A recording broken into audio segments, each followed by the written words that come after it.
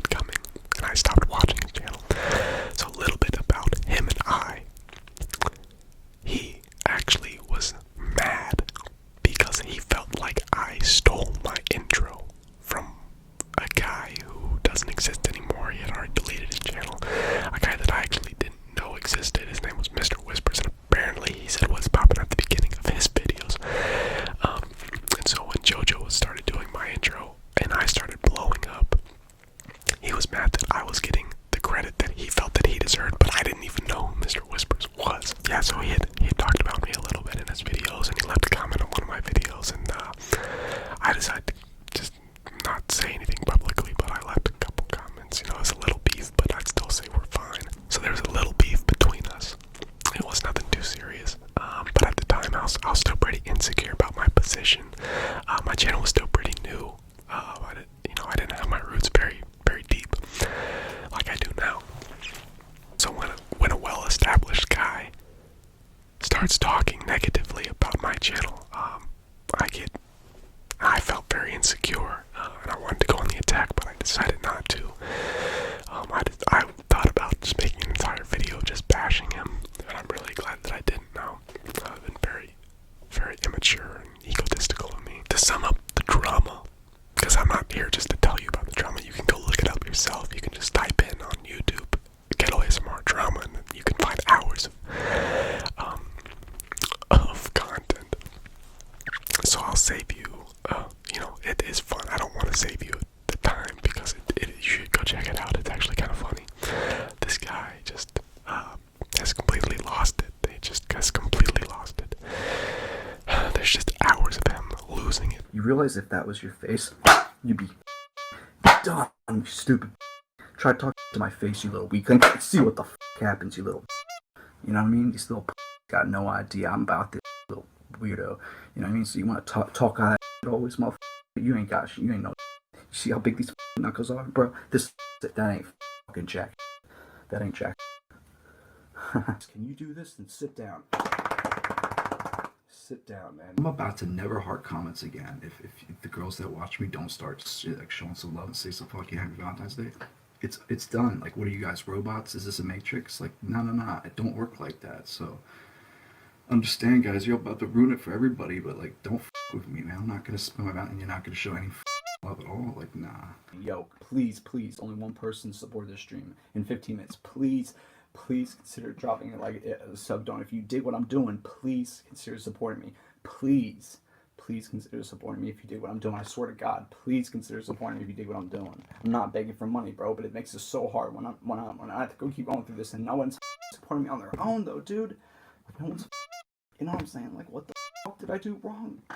I don't know, man. I don't know. Pretty much what has happened is he's created this unhealthy cult-like culture on his channel. It is wild. I'm telling you guys, if you guys haven't looked it up, go look it up. I know this is kind of old, but JoJo makes a video telling him how he can be a better creator, how he can grow his channel, some things that he should change, how if he's going through financial issues, he shouldn't be taking it out on subs. And I love GhettoASMR. That is my guy. I think he's one of my favorite personalities in the ASMR community. He's just ridiculously funny. So I thought that when I clicked the video that he was just going to destroy him, because when he makes a video about somebody, he destroys them. Period. He's incredibly funny, but he didn't take that approach with Ghetto because he's kind of in the same boat as me. He really looked up to him at the beginning, and it's sad to see that where he is now and his downfall. And that's the little rundown of the drama. Now, my opinion on this, I disagree with JoJo somewhat. I think he gave good advice if he wanted him to continue. My thing is, I don't think Ghetto should have a platform. I think that he has to take a break. He needs to take at least a 6-month hiatus. And we all know I'm not foreign to hiatuses. I'll disappear in a heartbeat. But that's Ghetto's thing. He's like, it's been 6 years and the longest break that I've taken is 4 days. Well, brother, that's probably not very healthy. He does not have the mental capacity to sit in front of hundreds or thousands of people every day and live stream and deal with trolls and quote unquote haters, or just people who see his channel for what it really is, but he just calls them haters. He doesn't really have the mental health to do that. He needs to take a break. If he's having financial problems, he needs to go get a job, get financially stable. I don't think that a community like that should exist in the ASMR community, especially when you're begging people to give you donations, and people have been watching his channel for years and they feel inclined to. He has these actual relationships with these people and they feel inclined to do that, and he's pressuring them into it. It's not healthy. It's funny because you read comments about people who have left and stopped watching his channel. It's kind of like they're leaving a cult that's taken over their life for the last couple of years. It's funny, but it's also sad. But that's my opinion.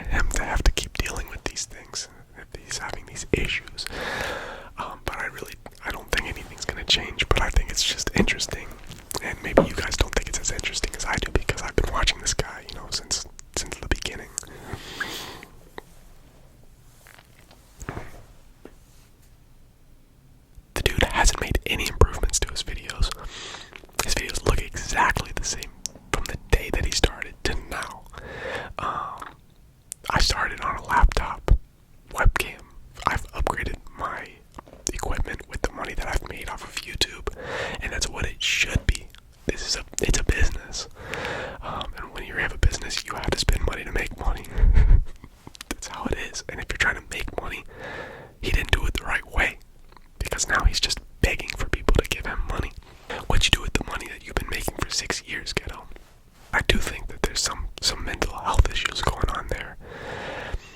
So I don't want to be too hard on him.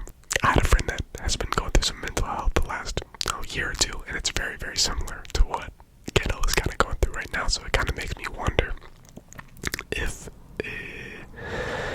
it's some bipolar type of behavior. I don't think it's schizophrenic, but I think it could be bipolar, definitely. It's not my job to diagnose him. I'm not a doctor, I don't know, but I can speak from personal experience, that's all. That's it. Anyway, now that we're past that, we'll talk a little bit about, I just want to talk about home improvement. So, we spent the last 2 weekends just fixing up the basement of the house that I own. So, I ended up buying a house in, I think it was October, November. And I own a house that about 5 guys from our church lives at. And, that's a lot of people to live in a relatively small house. And I want to be able to open up the house a little bit for them, give them a space to hang out, place to play video games. So I wanted to fix up the basement, finish the basement for them. And so this is what the basement used to look like. And this is what the basement looks like now. Big improvement. I'm going to be putting in some flooring next week.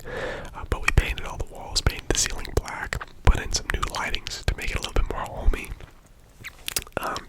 Mounted a TV mount on the wall, so I gotta go buy a new TV. But that's kind of where my money is going right now.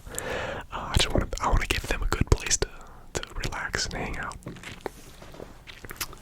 So that's been a ton of fun. We had 6 or 7 guys hanging out, getting to paint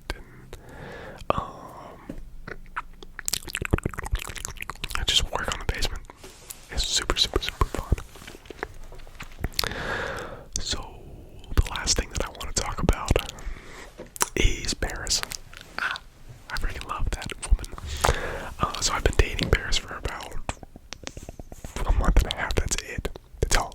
It's about a month and a half. But she is fantastic. She is amazing. She's beautiful. The most beautiful woman I've ever seen.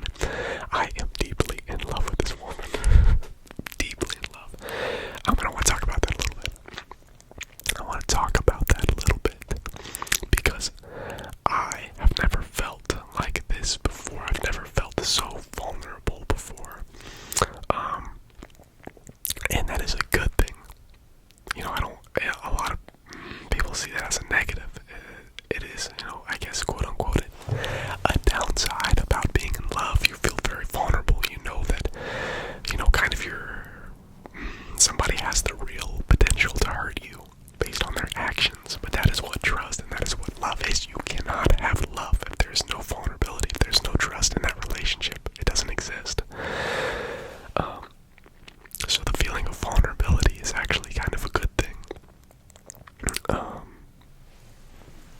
Especially when trust grows, you feel less vulnerable, or the more vulnerable you feel, the more your trust grows when they continue to decide to love you. And I think that's a big, big thing, is that when you feel vulnerable, and when you have to decide to trust people, you have to trust that they are going to make the decision to love you. And I think that is something that we have to consciously think about in relationships. It is making the decision to love another, especially our spouse. That's where that starts. We talk about loving our neighbor, but if we can't make the decision to love the person that we love, then how can we love our neighbor if we can't even love the person that we love genuinely, truly, have a romantic relationship with? If I was going to challenge everyone watching this video, I would challenge you to see how in every single decision that you make throughout the day, you have the ability to decide to love. Every single one. Every single one. And definitely more in some certain cases than others, but you have the decision to love someone based on the decisions that you make. And I want you to see that. And I think that is another part of becoming self-aware, is that you do have